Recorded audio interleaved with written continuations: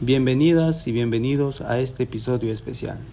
Derechos o privilegios, la educación y la salud en el Perú. Somos 6 estudiantes con una inquietud común: entender por qué 2 derechos fundamentales, la educación y la salud, siguen siendo en la práctica un privilegio para muchos peruanos. La Constitución del Perú dice claramente que toda persona tiene derecho a una educación de calidad y a una atención de salud oportuna y digna. Pero cuando miramos a nuestro alrededor, cuando escuchamos las historias de tantas personas, nos damos cuenta de que la realidad es muy distinta a lo que dice el papel. Nos preguntamos entonces, ¿de qué sirve que algo sea un derecho si no se cumple en la vida diaria? Si estudiar en condiciones adecuadas o recibir atención médica sin tener que esperar semanas o meses parece una excepción, no una regla. Hoy queremos hablar de esa brecha entre lo que debería ser y lo que realmente es. Vamos a analizar no solo leyes y estadísticas, sino también testimonios, experiencias y casos concretos que nos muestran el rostro humano detrás del problema. Porque hablar de derechos no es un ejercicio académico, es hablar de oportunidades, de dignidad y sobre todo de justicia. Este episodio no busca solo señalar lo que está mal, sino también imaginar caminos posibles, pensar soluciones, proponer, porque estamos convencidos de que una sociedad más justa comienza con una ciudadanía más informada y activa. Acompáñanos en este recorrido reflexivo y también propositivo. Comencemos con la educación. El artículo 13 de la Constitución Política del Perú establece que la educación tiene como finalidad el desarrollo integral de la persona humana y que debe garantizar igualdad y oportunidades sin discriminación. Pero la realidad golpea fuerte. Según el Banco Mundial, el Perú enfrenta una de las crisis educativas más graves de América Latina. Las brechas entre zonas rurales y urbanas son escandalosas. Hay colegios sin agua, sin electricidad, con techos de calamina y aulas donde un solo docente atiende a 6 grados al mismo tiempo. Más de 1 millón de peruanos adultos aún no saben leer ni escribir y miles de niños abandonan la escuela cada año. Y esto no se empezó con la pandemia, pero sí se agravó con ella. Durante el confinamiento, muchos estudiantes no pudieron continuar sus estudios porque no tenían acceso a internet ni a dispositivos electrónicos. ¿Y qué pasó con las niñas? Muchas de ellas tuvieron que quedarse en casa para cuidar a sus hermanitos menores, asumir labores domésticas o incluso trabajar. Hablar de educación es hablar de igualdad de género. ¿Por qué? Porque aunque la ley diga que todos tenemos derecho a aprender, en la práctica las niñas enfrentan más barreras.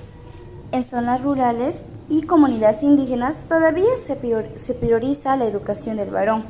Y si una familia tiene que elegir al cual hijo enviar al colegio, suele ser al hijo hombre. Eso tiene consecuencias gravísimas. Cuando una niña abandona la escuela, no solo pierde su derecho al conocimiento, pierde oportunidades, pierde autonomía y futuro, ya que gran mujeres en pueblos rurales y en pueblos indígenas llegan a tener hijos a temprana edad. Y también lo pierden el país, porque sin mujeres educadas no desarrollamos un mundo sostenible. Entonces, ¿qué podemos hacer? Desde nuestra perspectiva, estas son algunas propuestas concretas para mejorar esta situación. 1. Autonomía escolar real y con recursos. 2. Capacitación docente con enfoque de género y comunidad. 3. Conectividad y tecnología para todas las zonas. 4. Programas de becas para niños y adolescentes en situaciones de riesgo. 5. Escuelas seguras y libres de violencia. 6. Y última, participación de la comunidad y familias. Gracias. Continuando. Las consecuencias de la crisis educativa no se borran con el tiempo. Un niño o niña que no recibe una educación adecuada desde temprana edad tendrá menos oportunidades a lo largo de la vida. Eso significa menos acceso a un empleo digno, menor participación ciudadana y un más riesgo de perpetuar la pobreza. En las zonas más pobres del país, el abandono escolar es una realidad diaria. Muchos adolescentes se ven obligados a dejar las aulas para trabajar en el campo, en mercados o en empleos informales. Pero si observamos con atención, notaremos que algo aún más preocupante: las niñas son quienes más abandonan la escuela. En muchos hogares todavía se cree que la educación del varón es más importante. Las niñas son vistas como futuras amas de casa, no como profesionales, científicas o líderes. A menudo asumen responsabilidades que no les corresponden. Cuidan a sus hermanos, cocinan, limpian, trabajan. Y en los peores casos son empujadas al matrimonio precoz, una práctica que aún existe en varias regiones del país. ¿Esto es igualdad? No, no lo es. Y no solo será mientras sigamos educando bajo los mismos patrones que excluyen, silencian y subordinan. La educación debería ser la gran igualadora social, la llave que abre oportunidades sin importar dónde naciste o cuál es tu género. Pero hoy en el Perú muchas veces es una barrera, una muralla que divide a quienes tienen recursos de quienes y no. A quienes nacieron en una ciudad de quienes viven en la sierra o en la selva, y sobre todo a los varones de las mujeres. Entonces, ¿qué podemos hacer para romper esta cadena de desigualdad? Desde nuestra perspectiva, proponemos las siguientes acciones concretas. 1. La autonomía escolar con presupuesto asignado.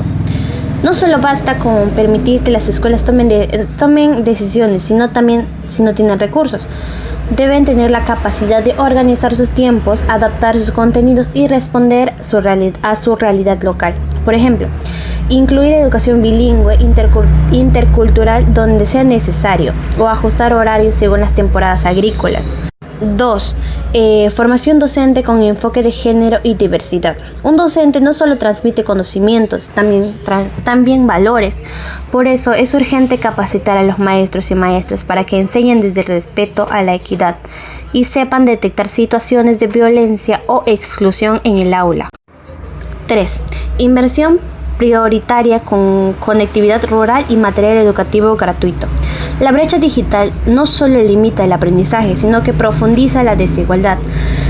Todos los estudiantes deben tener acceso a internet, tablets o computadoras y materiales actualizados, sin importar su ubicación geográfica o nivel socioeconómico. 4. Campañas comunitarias para revalorizar la educación de la niña. Hay que trabajar con las familias, especialmente en zonas rurales, para romper con los estereotipos.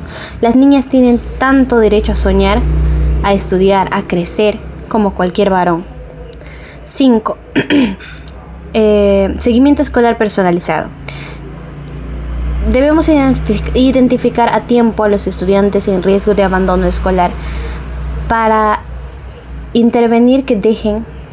que nos permita intervenir antes de que dejen las aulas, con programas de tutoría, apoyo emocional y becas que puedan marcar la diferencia.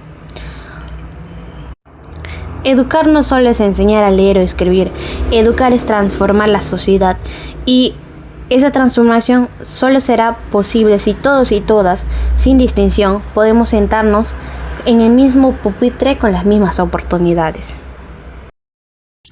Salud. Lo que dice la ley y lo que pasa. El derecho a la salud también está en la Constitución, en los artículos, del 7 al 12. La teoría dice que toda persona tiene el derecho al bienestar físico, mental y social, pero vayamos a la práctica. Bueno, hay regiones donde no hay ambulancias, también hospitales donde más cercanos está a horas de distancia. En otros lugares simplemente no hay personal médico o no hay medicinas. Según informes recientes, los problemas estructurales se resumen en 3 palabras. 1, en corrupción. 2, falta de continuidad. Y 3, falta de preparación. Además, el acceso a la salud mental sigue siendo muy limitado. A pesar de que las cifras de depresión y ansiedad aumentan año tras año, Bueno, ¿qué clase de país estamos construyendo, no? Si la salud mental sigue siendo un tabú y la salud física una lotería. Lo que decimos no es teoría, no son solo estadísticas, ni párrafos de leyes constitucionales. Es lo que vivimos, es lo que vemos cada día en nuestros barrios, en nuestras comunidades. Vemos a jóvenes que abandonan la escuela porque tienen que trabajar, madres que no reciben atención prenatal porque el centro de salud está lejos, cerrado o sin personal. Personas mayores que hacen cola desde las 4 de la mañana solo para conseguir una cita médica, que a veces se les niega con un vuelve el próximo mes. Conocemos historias reales. Una adolescente que dejó el colegio porque debía cuidar a sus hermanos mientras su mamá trabajaba. Una madre que perdió a su bebé por no recibir atención médica a tiempo. Una abuelita que falleció esperando una operación que nunca llegó. Estas historias no son aisladas, son parte de una realidad estructural, dolorosa, constante, y ese es justamente el problema. Es estructural, pero también político. Porque tenemos leyes, sí, la Constitución garantiza derechos. Los tratados internacionales nos comprometen a proteger la salud y la educación, pero si esos derechos no llegan a quienes más lo necesitan, no son más que papel decorativo. El problema no es la falta de leyes, sino la falta de voluntad. Voluntad de aplicar políticas con enfoque de equidad. Voluntad de invertir donde más se necesita. Voluntad de escuchar a quienes siempre han sido silenciados. Por eso creemos que la solución no pasa únicamente por el Estado, también pasa por nosotros y nosotras. ¿Y qué podemos hacer desde nuestra realidad? Participación ciudadana activa, conocer nuestros derechos, exigir su cumplimiento y denunciar cuando se vulneran. No podemos seguir callando ante la injusticia. Vigilancia social. Supervisar cómo se distribuyen los recursos en nuestros distritos, cómo se ejecuta el presupuesto público y cómo se priorizan los servicios básicos. Educación comunitaria. Promover los espacios donde se hable de derechos, donde los vecinos se organicen, se informen y se movilicen. Solo una ciudadanía educada y unida puede presionar por cambios reales. Empoderamiento juvenil. Como jóvenes no somos el futuro, somos el presente. Podemos ser líderes en nuestras escuelas, universidades y barrios. Podemos construir redes de apoyo y transformación. Y sobre todo, hay que entender que la igualdad de género no es un tema decorativo, ni opcional. Es el núcleo del desarrollo. Si no luchamos por el derecho a la educación y la salud con enfoque de género, seguiremos dejando atrás a la mitad del país. Y eso no es solo injusto, es inaceptable. Lo que está en juego no es solo nuestro presente, sino también nuestro futuro como país. No se trata únicamente de lo que vivimos hoy, sino de lo que vendrá para las próximas generaciones. La educación y la salud no son privilegios, son derechos fundamentales que deben ser protegidos y fortalecidos. Si la educación tiene el poder de formar ciudadanos críticos, conscientes y responsables, y si la salud garantiza que podamos vivir con dignidad, entonces defender estos derechos es mucho más que una causa, es una necesidad urgente. Luchar por ellos es construir una sociedad más justa, más humana, pero esta lucha no puede ser solo del Estado, también es nuestra. Como estudiantes, como jóvenes, como personas comprometidas con el país que queremos, tenemos el deber de informarnos, de alzar la voz, de exigir, de participar activamente. Este podcast no es solo un espacio de reflexión, es también un llamado a no conformarnos, a no aceptar que estudiar o curarse sea un lujo. Soñamos con un Perú donde los derechos no se piden como favores, sino que se vivan, se respeten y se garanticen para todos. Gracias por escucharnos.